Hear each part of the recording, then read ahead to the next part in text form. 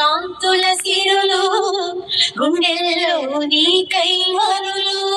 దూర వెన్నెలలో జారు వేళలో కన్నె రాధ కదిలే మధుర రాగమొకటాలకించి తన ప్రియుని కొరకు వెతికే వేణు మాధవుని కానలేని చెలి మనసు మూగబోయే కన్నె బాధగని కాటుకే కరుగయమున నల్లనాయే కడలిలోని కెరటాలే ఎదను దాటు విరహాలై ఎంత కలయ చూచినను కానరాడే మాధవుడు